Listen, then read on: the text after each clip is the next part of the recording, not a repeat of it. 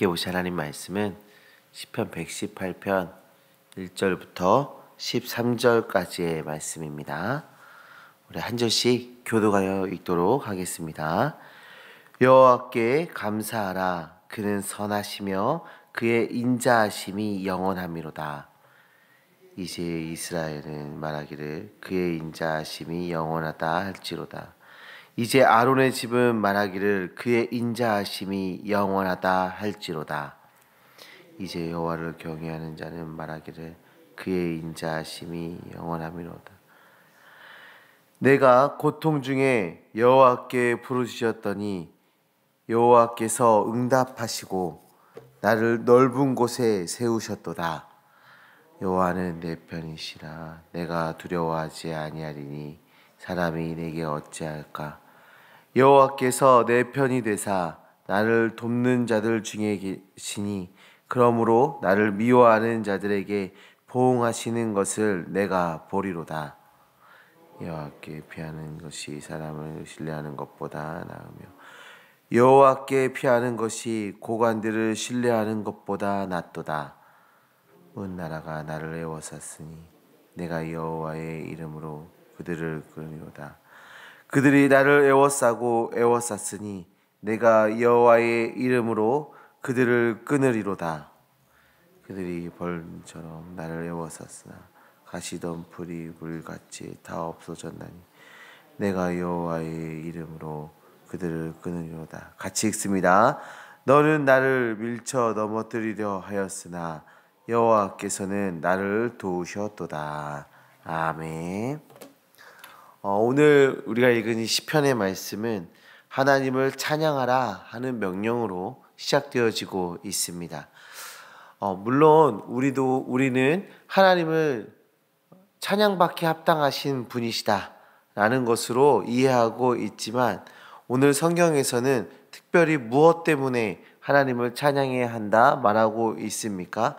하나님의 인자하심과 선하심으로 하나님을 찬양하라 명령하고 있습니다. 여기에 나오는 이 인자하심은 히브리어로 헤세드입니다. 헤세드로 하나님을 찬양하라. 이 하나님의 헤세드로 하나님을 찬양하라. 이렇게 말하고 있는 것입니다. 이것은 하나님 되심으로 하나님을 찬양해라 라는 뜻이에요. 하나님의 하나님 되심으로 하나님을 찬양하라. 이 인자하시다라는 것은 영원히 인자하신 그 하나님의 속성을 이야기하고 있는 건데요. 변함없는 하나님 되심으로 하나님을 찬양해야 하는 것이죠. 성경과 우리의 삶 안에는 이 인자하신 하나님께서 하나님의 백성을 사랑하시고 필요를 채우시며 은혜의 약속을 신실히 지키신 내용들로 가득 차 있습니다. 지금 그 증거가 이 시간 우리가 하나님을 예배하고 있고 하나님 앞에 나와 기도하고 있는 것이 그 인자하심의 은혜를 입은 증거 아니겠습니까? 2절부터 4절에서는 하나님의 인자하심을 선포할 그 대상들을 나열해주고 있어요. 이스라엘, 아론의 집, 여호와를 경외하는 자이지요. 온 나라와 제사장과 하나님을 경외하는 성도들이 하나님을 찬양해야 한다 말하고 있습니다.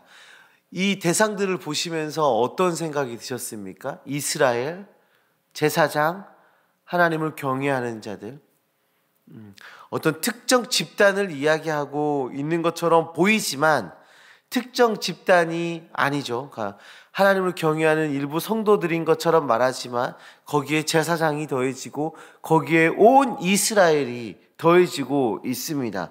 결국 이 세상 모두가 하나님을 그렇게 찬양해야 한다는 것입니다. 사랑하는 성도님들, 우리도 하나님을 찬양해야 하는 하나님의 백성입니다. 하나님을 찬양하고 하나님을 높이는 주님의 백성들 되시기를 소망합니다. 이 찬양하다는 것은 단순히 노래가 아닙니다. 하나님의 역사와 그 은혜로 인해서 전인격적인 반응으로 나아가는 것이 찬양인 것이죠. 우리의 행위와 우리의 마음과 우리의 생각이 하나님을 드러내고 하나님을 높여야 하는 것입니다. 사랑하는 성도님들의 삶이, 성도님들의 생각이, 성도님들의 행실이 하나님을 찬양하는 도구로 귀히 쓰임 받기를 주님의 이름으로 축원합니다. 5절부터 7절의 말씀에서는 우리의 편에 계신 그 하나님을 찬양하고 있습니다. 자, 5절 말씀에 고통이라는 단어가 나와 있는데요. 이 고통이라고 번역된 말은 묶이다, 속박되다 라는 뜻을 가지고 있습니다. 즉, 이 고통은 사면초가의 상황에 놓인 고통을 이야기하고 있는 거예요. 그럴 때 있지 않습니까? 우리가 하늘이 무너져도 솟아날 구멍은 있다라고 하는데, 도대체 솟아날 구멍은 어디 있는지 알 수 없는 그 막막한 현실이 우리에게 다가올 때, 그런 고통이 우리에게 다가올 때가 있지 않으십니까? 고통의 끝을 모를 때가 있지 않으십니까? 지금 그런 고통을 이야기하고 있는 거예요. 사방이 다 막혀 있고 도대체 해결되지 않을 것 같고 끝을 모르겠는 그 고통. 그런데요, 그때에 우리 하나님께서는 우리 편에 서 계신다라고 지금 성경이 증언하고 있는 거죠. 우리의 부르짖음을 듣고 계신다라고 성경이 증언해주고 있는 것입니다. 그렇기 때문에 시인은 두려워하지 말아야 한다라고 얘기합니다. 하나님이 우리 편에 서 계시기 때문에 우리는 두려워하지 않아도 되는 것입니다. 성도님들, 하나님의 권능이 세상의 그 어떤 위협보다 크시다는 것을 고백하고 계십니까? 하나님의 능력이 세상의 위협보다 크다라는 것을 인정하고 고백하고 계십니까? 그렇다면 세상의 위협에 흔들리지 마시고 담대한 믿음의 걸음을 내디디시길 소망합니다. 그것이 믿음의 행위이며 하나님께서 기뻐하시는 자의 모습인 것이죠. 7절의 말씀에선 여호와께서 내 편에 계시사 나를 돕는 자들 중에 계시니 라고 찬양하고 있습니다. 이것은 하나님의 적극적인 도움을 지금 이야기해주고 있는 것이죠. 그리하여 원수에게 보응하시고 우리로 승리를 경험하게 하신다라는 것입니다. 사랑하는 성도님들, 하나님은 우리의 힘이세요. 하나님은 우리의 능력이세요. 성도의 힘은 하나님으로부터 나오는 것입니다. 성도의 능력은 하나님으로부터 나오는 거죠. 하나님께서 우리의 삶에 임재해 계십니다. 적극적으로 도우시는 하나님이 우리와 함께 계십니다. 믿음으로 담대하시기를 소망합니다. 하나님께 우리의 삶을 내어 맡기시며 하나님의 그 도우심을, 하나님의 그 능력을 의지하며 나아가시기를 소망합니다. 8절에서 9절은 하나님을 신뢰하는 것이 사람을 신뢰하는 것보다 낫다고 말하고 있습니다. 우리는 종종 사람을 의지하는 경향이 있어요. 사실 그것이 쉽죠. 그 대상이 일단 눈앞에 보여요. 그리고 그 대상은 우리에게 이렇게 들리는 언어로 말해줍니다. 분명한 언어로 이렇게 말을 해주죠. 그래서 우리 가족, 친구, 동료, 또 때로는 전문가라고 불리는 그 어떤 누군가를 우리는 의지합니다. 그런데 우리가 기억해야 될 거는 이들도 사람입니다. 이들이 사람이다라는 것은 무엇을 내포하고 있습니까? 이들도 유한한 존재다. 그들의 능력, 생각, 그들이 갖고 있는 재능, 그들의 그 마음, 사랑, 이 모든 것들이 다 유한한 것이다 라는 것이죠.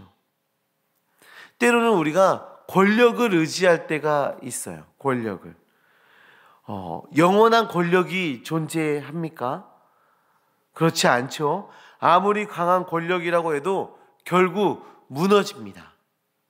다니엘서에서 이 느부갓네살 왕이 자신의 권력을 드러내며 자신의 힘이, 이 권력이 영원할 것처럼 스스로를 찬양하고 했습니다.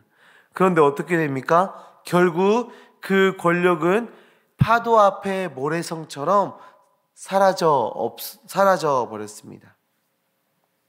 사람도 권력도 유한한 것에 불과하죠.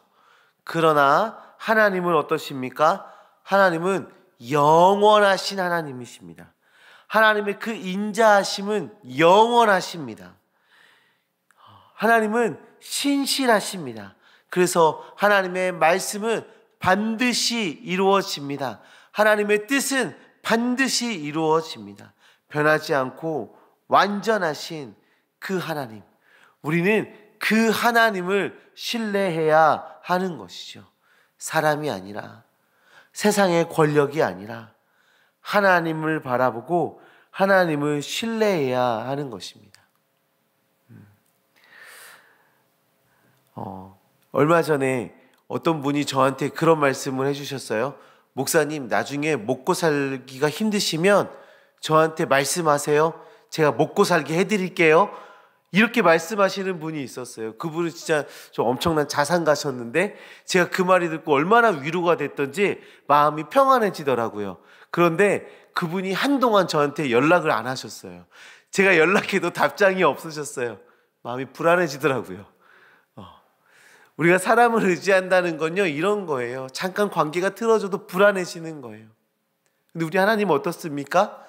우리가 아픔 중에 있을 때, 고난 중에 있을 때 진짜 광야 가운데 홀로 서 있다고 느껴지는 그 순간에도 우리를 붙들고 계신 참 아버지 되신 하나님이십니다. 그 하나님 바라보시고 그 하나님 의지하시고 그 하나님과 동행하시는, 그 하나님을 찬양하시는 믿음의 백성들 되시길 소망합니다. 사랑하는 성도님들, 우리의 삶에 원수들이 벌떼와 같이 에워싸고 있으십니까?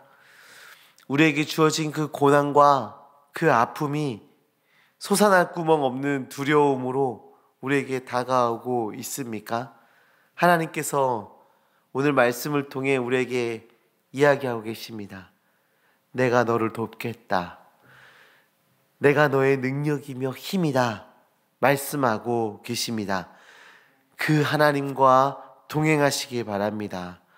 우리에게 다가온 위기는 도우시는 하나님, 우리의 능력이 되신 하나님을 경험할 수 있는 최고의 기회가 될 것입니다.